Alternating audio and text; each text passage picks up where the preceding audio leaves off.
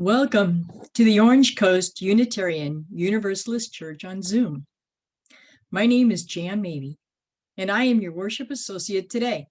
I am joined by Reverend Sian Wiltshire, our minister, and Beth Syverson, our director of music ministries, and welcoming you this morning. Reverend Judy, our director of religious education, already held classes for the children earlier this morning, and she will offer one for our youth after the service. We would also like to recognize that many volunteers have helped put this service together today, and you can see their names on the screen. We respectfully recognize that our church property rests on a Hachiman and Tangba land. I would like to invite you to open the chat box and say hello this morning. As Unitarian Universalists, we have many different beliefs, but we are one loving community. We are bound together, not by a common set of rules or beliefs, but rather a covenant. A covenant is simply a promise that whatever our beliefs, we accept one another and encourage each other in spiritual growth. We affirm that all life has inherent value and that all existence is interconnected. We strive for justice and compassion in deeds and relationships. And we are committed to creating a welcoming community without regards to the traits that sometimes divide people. I want to extend a special welcome to visitors. If you are seeking a spiritual home, we hope that you will find it here. Normally, we put people in random breakout rooms after the service for coffee and conversation, as it is a great way to get to know people. But today, we have a special congregational meeting in order to vote on moving forward with building a new sanctuary. Everyone is welcome to attend this special meeting.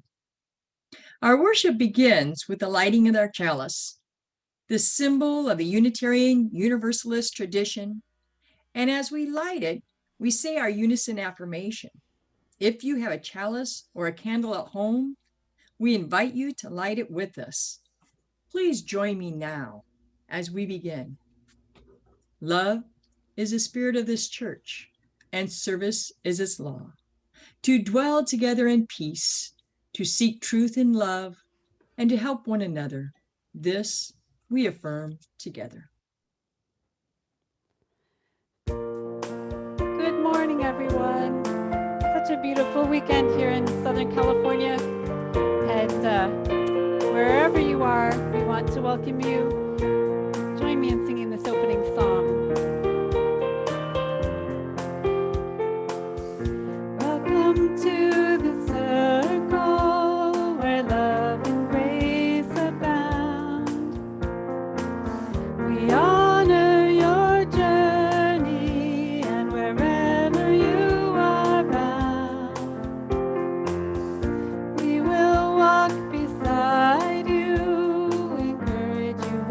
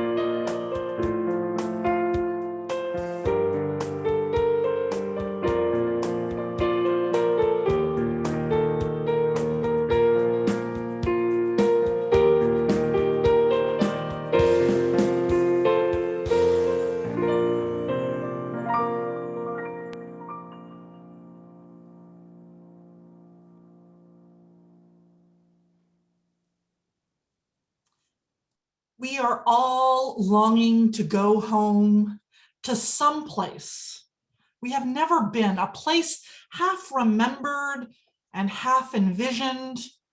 We can only catch glimpses of from time to time. Community, where there are people to whom we can speak with passion without having the words catch in our throats, where a circle of hands will open to receive us, eyes will light as we enter, voices will celebrate with us whenever we come into our own power.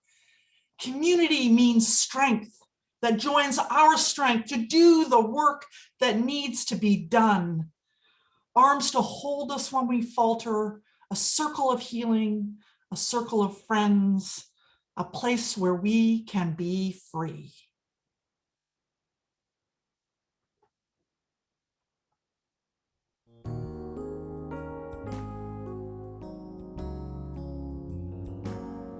For a faith that invites us to be who we are and to bring what we have to the table. For a faith that delights in the work that we do and reminds us each day that we're able to choose life over death, trust over fear, and love over all that is faithful. For this faith we're eternally grateful. For a yes that is stronger than every last no, and that calls us without reservation.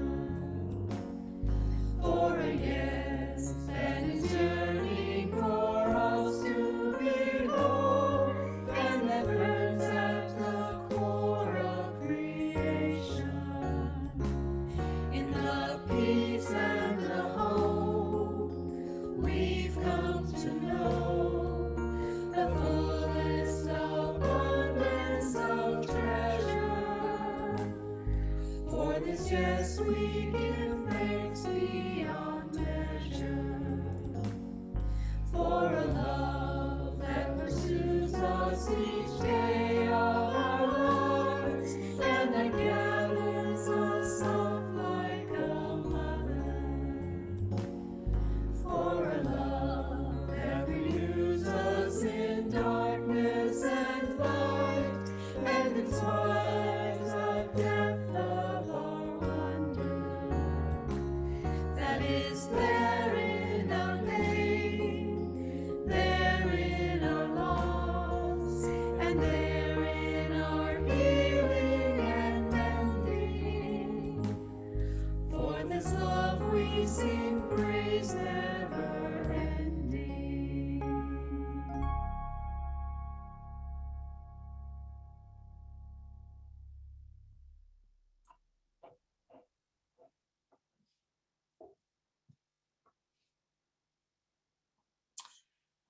Our reading this morning comes from a former colleague of mine, which I guess she's retired. Her name is Christine Robinson. She served our large church down in Albuquerque, New Mexico.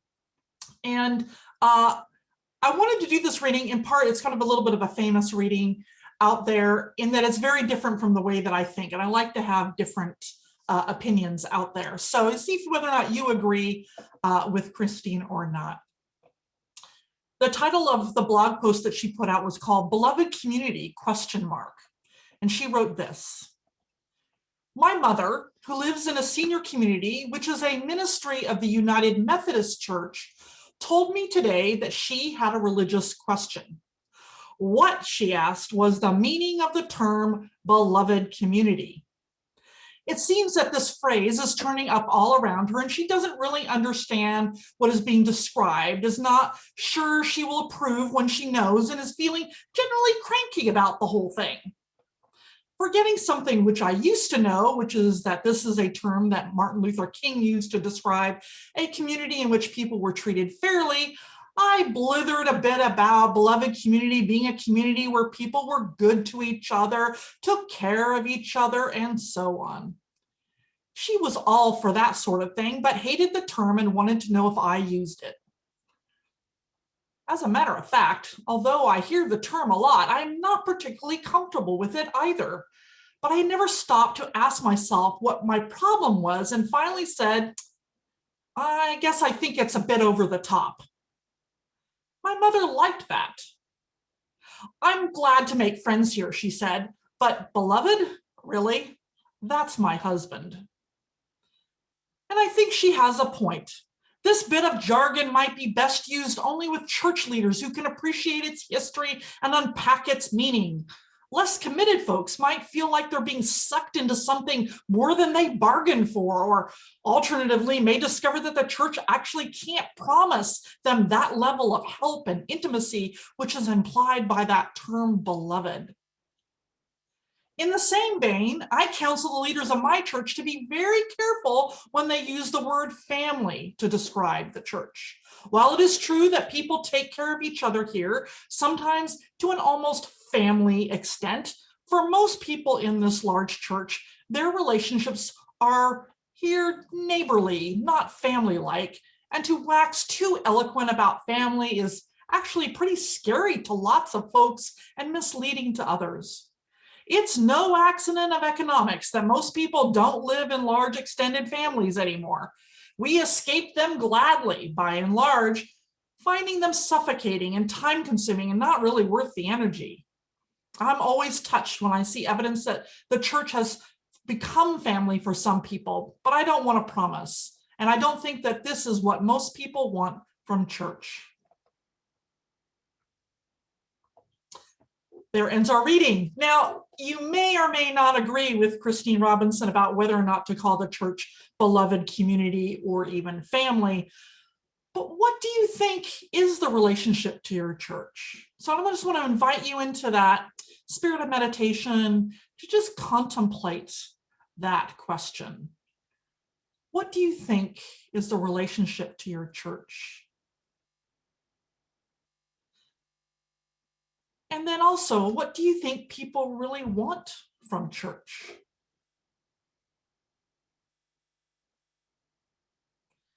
So you take a moment in silence, and when you're ready, you're welcome to join Beth in singing.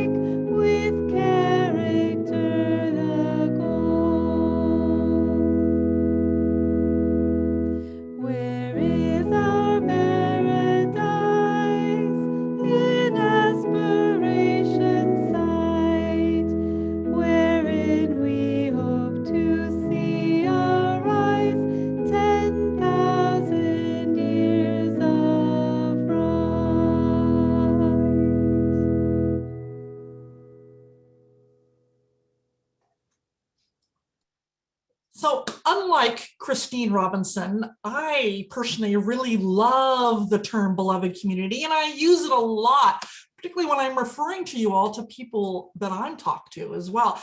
I think it describes a place that we're constantly striving for, as well as kind of where we are. It's not a place of perfection. It's a place that we aim to be here in this church and in the world at large. But I do want to get everybody on kind of the same page. So I'm going to wax a little philosophical with you today. So bear with me. So at least you know what I'm talking about when I use that term. And even if you don't like it or agree with Robinson, that's okay. But there's a very specific reason why I use this term. So first, I just want to talk about where that term comes from. Its history has a huge impact on my understanding of it. Now, most people associate it with the Reverend Dr. Martin Luther King Jr., but you might not know that King got the term from a highly respected and well-known 19th or early 20th century American philosopher named Josiah Royce. And today we don't necessarily know much about him, but at the turn of the 20th century, he was very well known, and King read about him and quotes him in his dissertation. Now, Royce's idea of the beloved community, rests primarily really actually on the word community. He talked a lot about community. Royce was reacting in some ways to the rise of individualism that was found, it was coming really big basically in the 19th century, particularly toward the end of the 19th century into the early 20th century, particularly around transcendentalism, which was a huge part of the Unitarian faith. And people like the Unitarian minister Ralph Waldo Emerson and Walt Whitman, who was very sympathetic to Unitarian ideals, they were proponents of this transcendentalism, which in part told people that they didn't need church, they didn't need a community to have a relationship with God, right? In other words, you don't need communion. Now, you can imagine how that philosophy went over with various church leadership, right? But Royce and others felt that while this emphasis on individualism was good in many ways, because they also were transcendentalists in many ways, they were sort of throwing the baby out with the bathwater. That yes, the rights of individuals and having your own relationship with the holy was important, but it was community that was key to creating a better world. And not just any community, the beloved community. For Royce, this was a community that was committed, or in his words, he would say loyal to, making the world a better place for everyone, not just oneself, but for everyone. Royce knew that loyalty to a community could also be harmful, so he was very careful to define the beloved community as one that had loyalty to all of humankind. He called these genuine communities. And in fact, he felt that genuine communities were the ones that were loyal to what he called a lost cause. Now, we think of that as kind of a negative term, but a lost cause to Royce was not about that which was hopeless, but instead a cause that can never be fulfilled within the actual lifetime of its members. He believed that these lost causes, because they were lost into time, where they would go, these were crucial to holding up the ideals that led to a better world. And the genuine beloved community was loyal to these lost causes, as it were. Well, I'm sure that King agreed a lot with Royce on much of his definition of the beloved community. King, on the other hand, had more of an emphasis on the word beloved when he defined the beloved community. So what did King mean by beloved? Well, part of it you have to look at is how he defines love. He turns to the Bible, he was Christian, and which was written in Greek, right? And its term for love that Jesus uses is called agape, right? To describe this love of God, as opposed to philia, which is a friendship love, or eros or erotic love, which is more romantic or creative love. He wrote this, he says, agape means understanding, redeeming goodwill for all. It is an overflowing love which is purely spontaneous, unmotivated, groundless, and creative. It is not set in motion by any quality or function of its object. It is the love of God operating in the human heart. He continues, agape is disinterested love. It is a love by which the individual seeks not his own good, you can hear Royce in this, right? Not his own good, but the good of his neighbor. Agape does not begin by discriminating between worthy and unworthy people or any qualities people possess. It begins by loving others for their sakes. Agape makes no distinction between friends and enemy. It is directed toward both. Agape, he says, is not a weak, passive love. It is love in action. Agape is love seeking to preserve and create community. It is insistence on community even when one seeks to break it. As Unitarian Universalists, we might say that the beloved community is affirming that everyone has inherent dignity and worth and that we are interdependent. That's our first and seventh principle. Now, I love both Royce and King and both of their emphasis and understanding of the beloved community that complement each other. The beloved community contains both Royce's loyalty to causes greater than ourselves that better the world, and it contains King's active love that begins with a feeling of universal connection to all of humanity, its interrelatedness. These are great, both definitions. We all know, I think, in our hearts that what we mean by beloved community is what we strive for, though we may fall short constantly. It is also who we are. It is what church is. But the beloved community is not just the church. And if we think of it only as the church, then we've really missed the point of both Royce and King. Okay, church is not the only place that builds the beloved community, but it is the church, and it's done right, in my opinion, is the one that reminds us that this is what we are here to do. It's where we practice it. We are a community that is working toward these lost causes, right? Toward creating a better world that benefits everyone, not just a few people. Whether it's the beliefs that we carry, the color of our skin, our gender, or who we love, we're helping to create a world where all are welcome. And we practice that here in these churches. That's loyalty to a lost cause, right? When is that ever going to be in? We're going to find more and more ways to widen that circle. It may not come to fruition in our lifetime, but is one that we all work towards anyways, right? We're not giving up because, oh, it's just too hard, it's too far out there. No, we work toward that constantly. We've seen amazing things in our lifetime, right? In civil rights, marriage equality, all these different areas, and we've got still so much more work to do. Now, in order to create this community and this world that we want, then we're required to have an agape kind of love for our fellow human beings, even when we disagree. And now, you know that doesn't mean we accept all behaviors, certainly not those that harm others, but we work toward a better understanding, acceptance, and sense of interrelatedness of all humanity. That's agape, that's beloved. Now, I think the biggest problem that people have with the term beloved community is that they envision that it's supposed to be some kind of utopian, la la land where the lion lies down with the lamb and everyone stands around singing kumbaya, right? But the beloved community is not some rapturous heaven.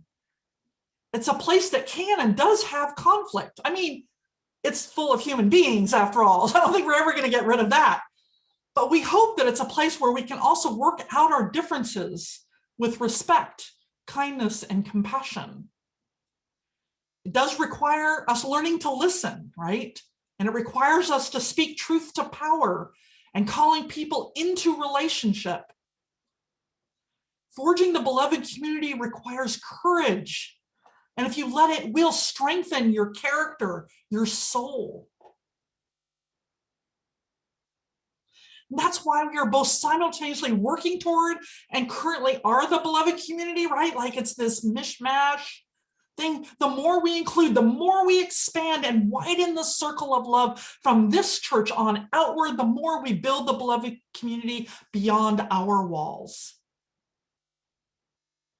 Building the beloved community is, for me, the number one reason church should and does exist. For others, church it might mean saving people's souls or praising God or anything like that. But for me, nope. It's about building the beloved community. a place where love is action and an ethic that we live out in our lives. Now, I do want to say that I with Christine, I do agree with her on one thing. I cringe a little bit when people say, oh, church is like family. I get the impulse and I want to acknowledge that for some people, looks like I have a phone ringing here, sorry about that. I get the impulse and I want to acknowledge that for some people, church is family. I mean, truly.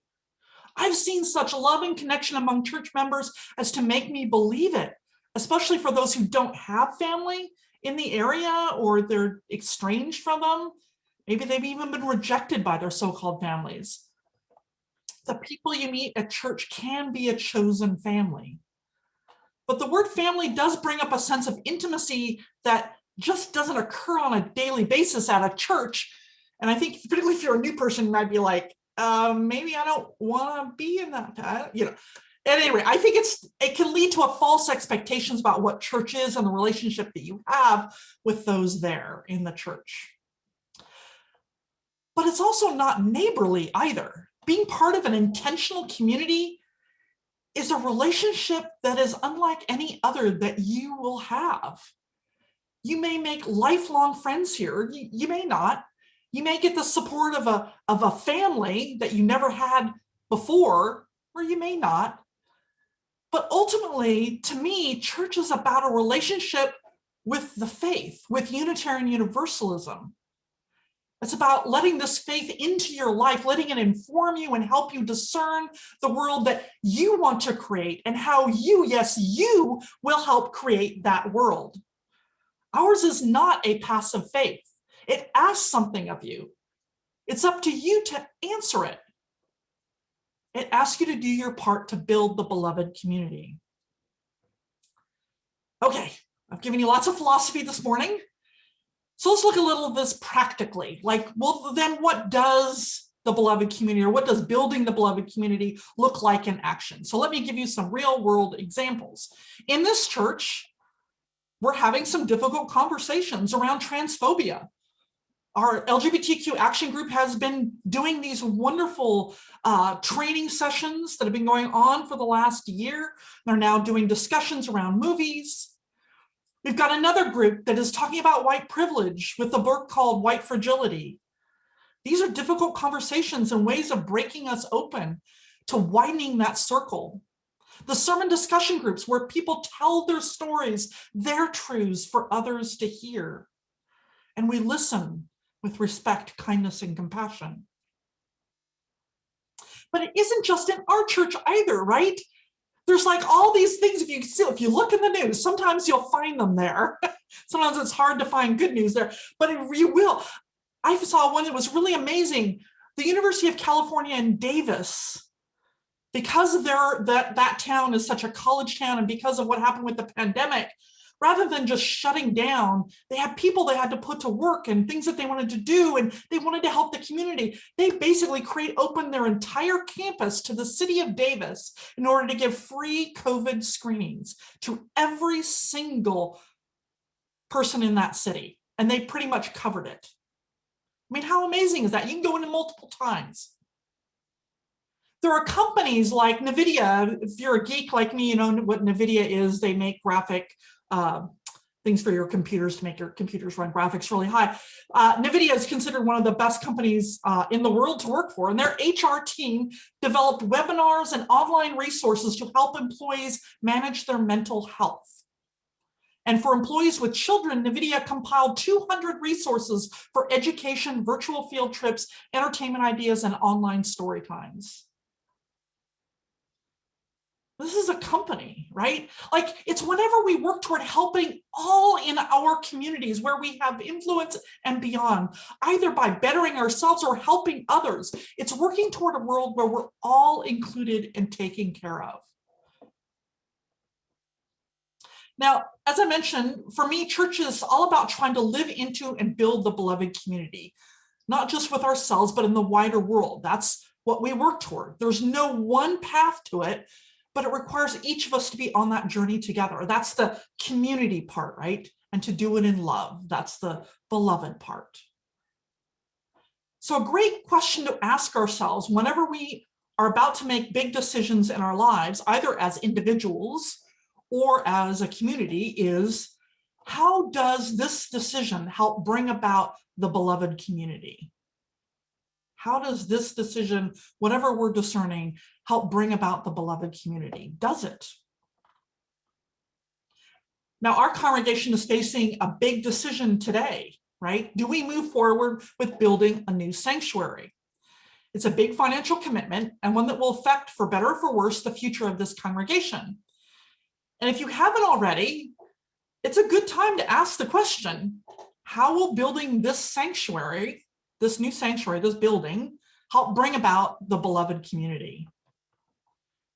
Now, each of you should ask yourselves that question, but let me give you my answers to this. So let me first say that you don't have to agree with me one way or the other. Okay, I really want to put that out there, right? It's okay if you think differently from me. You remember that famous Unitarian saying, we need not think alike to love alike. We need not think alike to love alike. Okay, because I do think, given the powers that be have done all of their due diligence, I'm for building the sanctuary. And here's why. Because for me, the number one reason is that it widens the circle, literally physically widens the circle of people. In our current sanctuary, with a maximum, we have a maximum of about 140 seats, which really means about 110 people can actually fit in there. And I've literally seen new families come in with their whole families and they can't sit together, right? And I think of all the people who could be a part of this community, not just here locally, but around the world.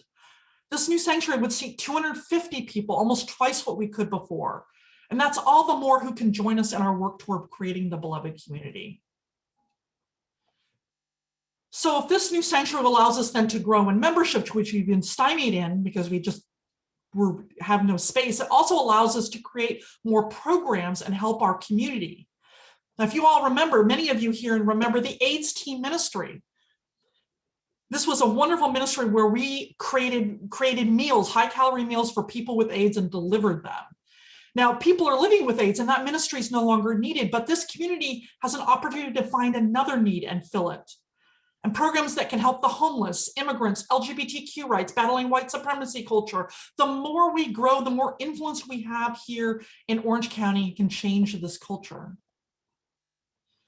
Now, the third reason is that physically the new space to me reflects more about who we are and what we're trying to create. I don't know if you've noticed, if you look at it, and you'll see a picture of it at our meeting, it has 5 walls and 4 of them are made up of mostly windows. Because when we spoke to the architects, we told them our philosophy of openness to everyone, and they helped create a space that reflects that. Now, when you think of our current space, for those of you who have actually been there, openness is not the first words that come to mind. If I'm being really generous, cozy might come to mind. And what few windows we have are generally covered. The floor is a hard concrete, though that's changing. The ceiling's low and it looks like a meeting room or a functional dining hall, which is what it was intended to be. It does not really reflect who we are. So there's one last reason that kind of happened a little bit serendipitously, which I always makes me think the universe is kind of nudging us a little gently. Our campus will be the first in Orange County, and by campus I mean all of our buildings, will be the first in Orange County, and at least one of the first campuses that I know of in the nation. I did research, I couldn't find any. There may be out there, but I don't know what they are. But ours will be the first campus that I know of that is multi-faith. I did a ton of research, seriously, and other than college campuses, you can't find a multi-church site. So we have the Quakers, they've moved into one half of our rental building, and we anticipate giving them a 20-year lease. They're going to be there for basically forever. The Christian Scientists are most likely going to move over into this other space. They've indicated they're very interested in doing that. They're currently in the building that we're going to rip down to build the new sanctuary. We currently have a Hispanic apostolic church that rents from us. And we have yet another church very interested in renting to us. And this is exciting. We're going to be a fully spiritual campus. I'm stoked by this. I mean, we say, right, in our beloved community, it's on our first title slide and everything. We say many different beliefs, one loving community. That to me is about building the beloved community. And wouldn't it be wonderful if we can reflect that on our campus too? Or perhaps we can work together for things that we have in common, maybe homelessness or immigration. And those ideas that maybe we don't all agree on, maybe we can listen to one another's stories and perhaps open to changing hearts and minds. To me, that's all about building the beloved community. It's widening that circle. It's exciting. Now, the beloved community, as King points out, is not where everyone likes one another. The King is he says this, you don't have to like everyone. It's where everyone is working toward a better world. It's that agape sense of respect for interdependence and our inherent dignity and worth. It's living our principles. I'm excited to see what this new phase in the life of our church will be, how it will help us build toward that beloved community. And each generation we get closer and closer, and the new sanctuary, I believe, will help get us there. But whatever you decide today in your vote, know that the beloved community is both simultaneously here and now and waiting to be built, and we will be building it. Or like as Amanda Gorman, that wonderful youth poet laureate, put it, she said, there is always light, if only we're brave enough to see it, if only we're brave enough to be it. Whether or not we build a new house, we will build the future and the beloved community together. And what will you do to be that light, to build the beloved community? That's the question you get to answer for yourself. Let us sing.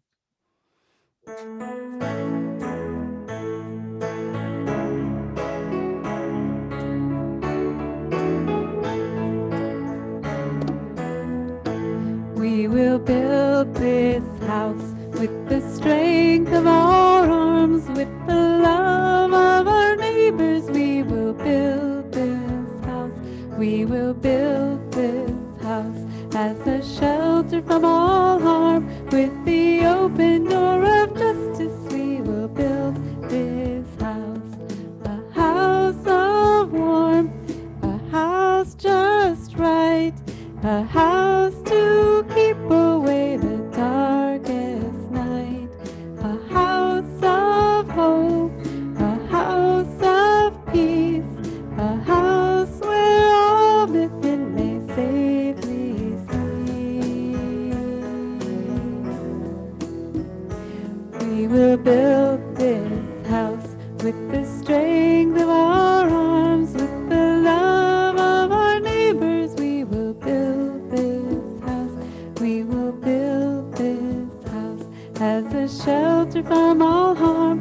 With the open door of justice, we will build this house. A house that's built to remind us all of how we are connected, whether great or small. A house of dignity, a house without shame, a house with walls bearing all our names. We will build this house with the strength of our arms, with the love of our neighbors. We will build this house. We will build this house as a shelter from all harm. With the open door of justice, we will build this house.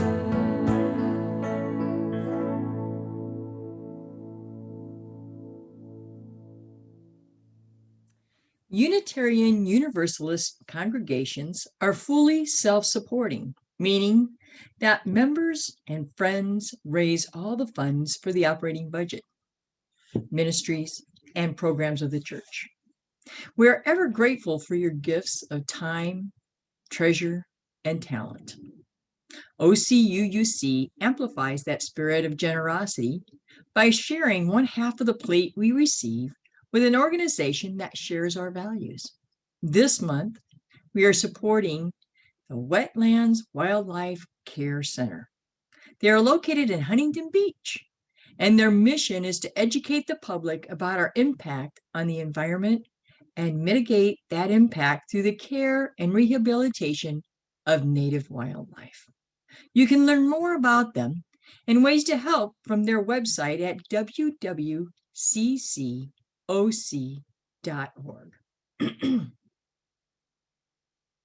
There are many ways in which you can support the church and this organization. You can mail a check, you can go through our website, use an app called Give Plus, or by texting. The choice is yours. All the information on our website, should you need it. As always, thank you for your generosity.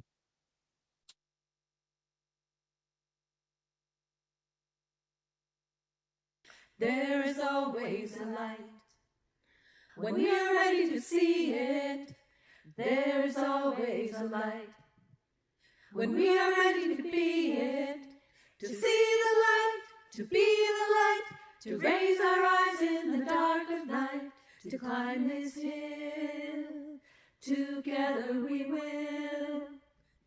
There's always a light in the dark when we are ready to see it. There's always a light in the dark when we are ready to be it. To see the light, to be the light, to raise our eyes in the dark of night, to climb this hill. Together we will. There is always light. There's always a light. There is always light. When we are ready to see it. There is always light. There's always a light. There is always light. When we are ready to be it. To see the light, to be the light, to raise our eyes in the dark of night, to climb this hill. We will. There's always light. There's always a light. There is always When we are ready to see it. There's always There's always a light. There's always Now are you ready to be it? To see the light, to be the light, to raise our eyes in the dark of night, to climb this hill. Please, Lord, we will. There is light. There is always light. There is always light. There is always light. Be the light.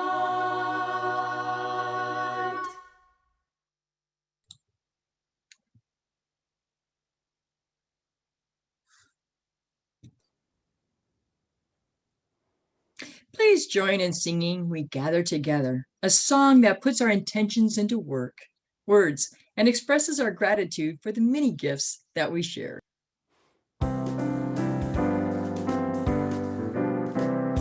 We gather together, we gather as one, for peace, love, and justice for everyone. We give from our hearts to show that we care. We can change lives with what we share.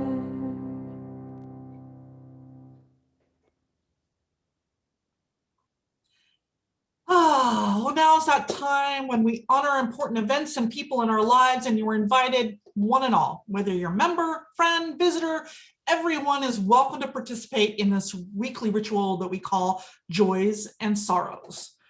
So the way that it works is that if you've come here holding something in your heart, something profound, a joy, a sorrow, a concern, and you'd like to just honor that in some way, what we do when we're together is we light candles, and you're welcome to do that at home. I've lit one here as well for everyone. If you'd like to share that as well, what we invite you to do is to share that profound joy or sorrow in our chat. And then I'll read those out loud because not everybody can actually read them in the chat. But let's take a few moments in contemplation as Beth begins playing some music. I'll read them out loud as they come through. And forgive me if I miss any. You can help me not to miss them by waiting to type comments to express joy or sorrow until we're finished. Thank you.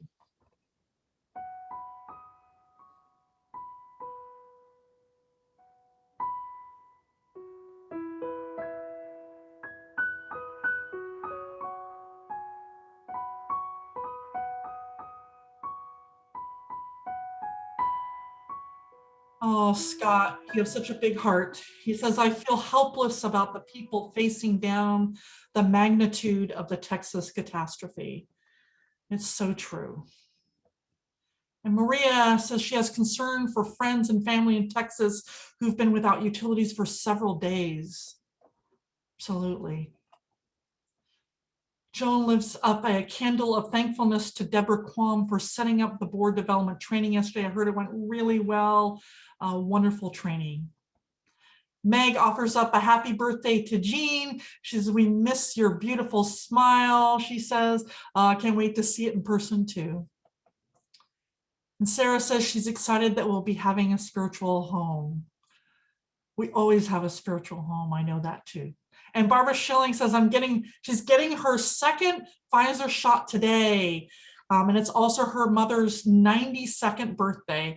This means she'll be able to visit her in a few weeks. Isn't that wonderful that families can now start to get together? Oh, that's a happy thing. Linda Sperry has lifted up a joy of being assigned randomly to a Zoom discussion group with Anna Ryan's son, Eric. That's her granddaughter. And her granddaughter doing a Pacific Western Region meeting. The OCU board attended all day yesterday. He's an active board member in Northern California. Oh, that's cool. I didn't know that. That's really neat. All right. And Jordan Brody, he has a joy for this church and sorrow for the people who've lost this year, and also that it's such a pain to get a hold of unemployment. I'm worried about that I haven't been able to get a hold of them for payment in 4 weeks. I'll hang in there, Jordan. We send you love and hope that that goes more smoothly. More recently, you're not alone. Hannah says that she's thankful for her friends and family in Texas. They're doing well and sending love and hope to all those who are suffering, especially the most vulnerable. Amen. Tracy points out that a young man that she has known since he was 4 was part of the mission, part of the team for the mission control of the landing that happened on Mars. How cool. That is exciting, very exciting going on right now. And Ulysses has a candle of joy. She says, I'm very excited that I received positive feedback for the process of starting the OCUC Writing Club. And we'll be talking about that just a little bit more. See the blast for more information on that. And Ralph Haller sent me one in email. He said, joyously celebrates the birthday of his son, Adam, who lives in Raleigh, North Carolina. Adam is a top-ranked Toastmaster and someday will run for office, if Ralph has anything to say about it. I love that. And Sharon Ball, it's so great to hear from Sharon. She says, I'm grateful that I'm finally able to make an appointment and get my first dose of the Pfizer vaccine at SoCA on Thursday. Yay, that's awesome. And Jan let us know she's sad because she found out that Art Goddard, who's a member of the Costa Mesa Historical Society, which Jan is also a big part of, has died recently. I'm sorry to hear that, Jan. It's wonderful to have you all working on the history here in Costa Mesa. All right, well, let us hold and love all the joys and celebrations and all the hurts and sadness, both spoken and silent. Let our joys remind us to be thankful, our concerns remind us to hope, and our sorrows remind us to connect. Let all these moments remind us that we're not alone. Oh, and I missed one. There's Bonnie's coming in. She's just thinking of her granddaughter and family who's moving to South Carolina. They've sold their house in Roseville and have purchased a new home in Somerville. Oh, she wonders why her daughter Laura's moving so far away. I'm sorry to hear that. Your granddaughter, I'm sorry. Please join me in a spirit of prayer. This is by Oprah Winfrey, and I love it. It's such a simple, wonderful prayer. She says, open your heart and quietly say to yourself the only prayer that's ever needed. Thank you. Thank you. thank you. You're still here. You get another chance this day to do better and be better. Another chance to become more of who you were created and what you're created to fulfill. Thank you. Amen. Let us join together as we extinguish the flame of our chalice and say together, we extinguish our chalice, but not the light of truth, the warmth of community, or the fire of commitment. These we carry in our hearts until we are together again. Thank you for joining us this morning. We are a congregation made up of all people who believe differently. And yet, when we gather together, we make up one loving community. We need not think alike to love alike. If you are a guest, a visitor, or someone who hasn't yet been known to us, I invite you to become a part of this beloved community. We encourage you to write in the chat your name and where you're from so we can welcome you. If you'd like to know more about our church, including programming for our youth and children, please contact us at hello@ocuuc.org, and we will help you get connected. In addition, we invite you to sign up for our weekly email called The Blast at blast@ocuuc.org. We want everyone to feel a part of this beloved community. So please reach out and we will help you get connected. After the benediction, we will have a short period where everyone can wave and say hello and welcome any visitors. And as a reminder, at 11:45, we will be having our special congregational meeting to vote on moving forward with building a new sanctuary. Everyone is welcome to attend, though only members are allowed to vote.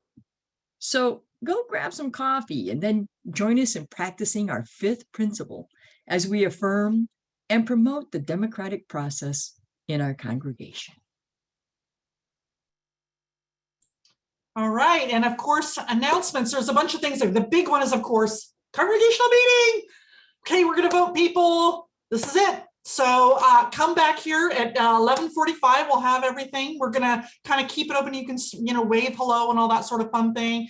In the meantime, I want to mention a couple of things that are not on announcements up there. One of which is that I'm going to be out most of this coming week. I'm at a conference. I'm going to take a little bit of time off as well. I will be attending the board meeting on Wednesday evening, that kind of thing. And I'll check emails sporadically throughout, but otherwise I'm kind of hoping to have a little bit of rest and relaxation. If you need anything, obviously I'm here, just call me on my cell. So the other couple of things that I want to mention, we've got a couple of things that Ulysses mentioned it in Joys and Sorrows. We've got two things starting out, one of which Ulysses is starting a writing group, and look for the blast for more information about that. The other is that we were looking at trying to start a UU history course, and I was thinking, oh, wouldn't it be great if we got, after our multi-church service we had a few weeks ago, wouldn't it be great if we just got everybody in all the congregations together to do a UU history course, and maybe all of us ministers could teach something. Well, it turns out that Tapestry, our church just down south, they actually have already started one. It's actually going on twice a month for all the way into July and August, I think. And so you are going to be welcome to join Tapestry in that. And you'll look and find information in the blast about that this coming week. I think the next one is on March 8th, I want to say. So take a look at that. The last thing I want to mention to you, only because it started coming up on the ministers chat a lot, this is scammers. I just want to put this out there again to remind you all, scammers really target churches.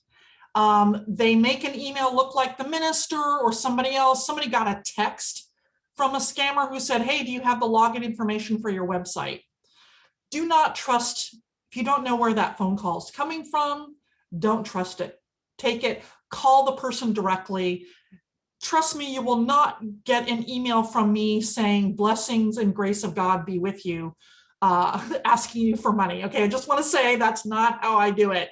And I would never ask for money in an email anyways. I've got perfectly good resources to help me with whatever I would need. There's never an emergency like that. If I ever needed something like that, I'd be calling people on the phone and leaving you a message or talking to you directly. Again, just be really cautious out there, particularly anything that looks like coming for the church. Okay, end of little lecture. I just want to make sure because they're starting to ramp up again. Let us join Beth in singing our benediction. Be safe, be well, you mean the world to me. Be safe, be well, you mean the world to me.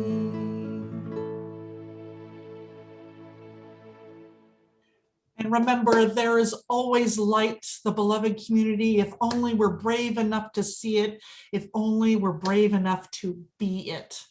Go be that light and build the beloved community. This service is over. Let our service continue.